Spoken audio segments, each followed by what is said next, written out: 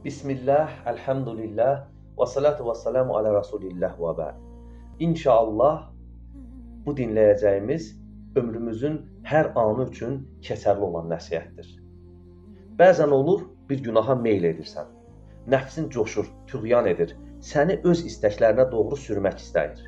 Amma Allahın mərhəməti sayəsində içindən bir səs qətiyyətlə etmə deyir.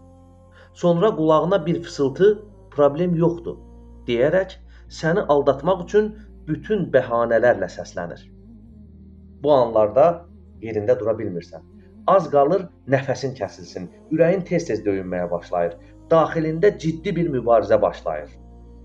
Bu, sadə his deyil, bu, imtahandır.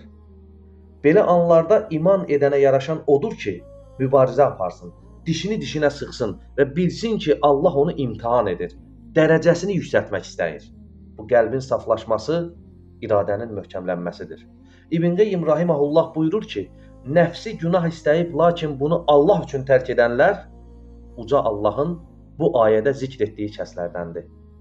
Ulaikəllezine imtahanallahu qulubahum littaqva. Allah onların qəlbini təqva üçün sınağa çəkmişdir. Hucurat surəsi 3-cü ayə. Deməli, o çətin an əslində sənin yüksəliş anındır. Doğru dəyərləndir. Allah subhanahu wa ta'ala hər birimizə doğru dəyərləndirməyi nəsib etsin. Allahumma amin. Subhanaka Allahumma və bihamdik. Əşhədu an la ilahə illə ənt. Əstəğfiruka və atubu ileyk.